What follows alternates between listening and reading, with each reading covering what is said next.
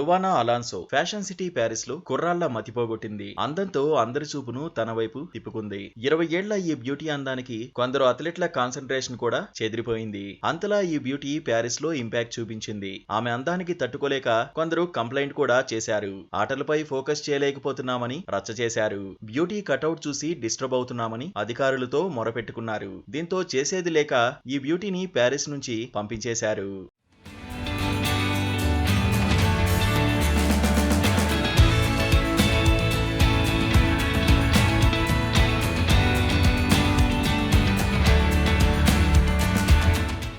Beauty bomb Luana అలాన్సోది Paraguay swimmer. Olympics లో పాల్గొనేందుకు ప్యారిస్ వచ్చింది. వయసులో చిన్నదే అయినా బటర్ఫ్లై ఈవెంట్ లో టాలెంటెడే. గతంలో స్విమ్మింగ్ పూల్ లో అద్భుతాలు చేసిన రికార్డ్ ఉంది. 16 సంవత్సరాల వయసులో టోక్యో ఒలింపిక్స్ లోనూ బరిలో దిగింది. అప్పుడు పతకం దక్కలేదు. ఈసారైనా మెడల్ కొట్టేయాలని ప్యారిస్ లో దిగింది. తన టీం తో పాటే క్రీడా గ్రామంలో బస చేసింది. 100 మీటర్ల బటర్ఫ్లై ఈవెంట్ లో మెరుగైన ప్రదర్శనే చేసింది. సెమీస్ వరకు ఈ బ్యూటీ ఫిష్ దూసుకుపోయింది. సెమీస్ లో మాత్రం ఫెయిల్ అయింది. అయితే ఆ తర్వాతే ఈ పరాగ్వే బ్యూటీ హైలైట్ అయింది. ఎందుకంటే తన ఈవెంట్ ముగిసిపోవడంతో సమయాన్ని సరదాగా గడిపేసింది. పరాగ్వే అథ్లెట్లతో కలిసి క్రీడా గ్రామంలో టైం పాస్ చేసింది. కలర్ఫుల్ డ్రెస్సుల్లో ప్యారిస్ వీధుల్లోనూ హంగామా చేసింది. ప్రవర్తనతో అందరి దృష్టిని తన వైపుకు తిప్పేసుకుంది. అయితే ఆమె అందాన్ని చూసి పరాగ్వేకే చెందిన మేల్ అథ్లెట్స్ ఆటల మీద ఫోకస్ చేయలేకపోయారట. ఇదే మ్యాటర్ ను టీం మేనేజ్మెంట్ దృష్టికి తీసుకువెళ్లారు. లువానా ఉంటే మెరుగైన ప్రదర్శన చేయలేమని తేల్చి చెప్పేశారు. ఈ మ్యాటర్ ఉన్నతాధికారుల వరకు వెళ్ళింది.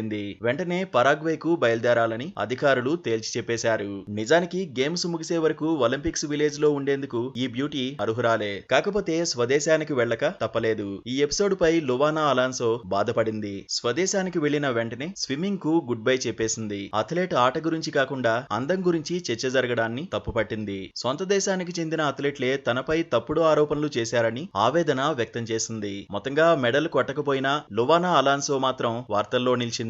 కాకపోతే ఆమె గుడ్ బై చెప్పడాన్ని అభిమానులు జీర్ణించుకోలేకపోతున్నారు.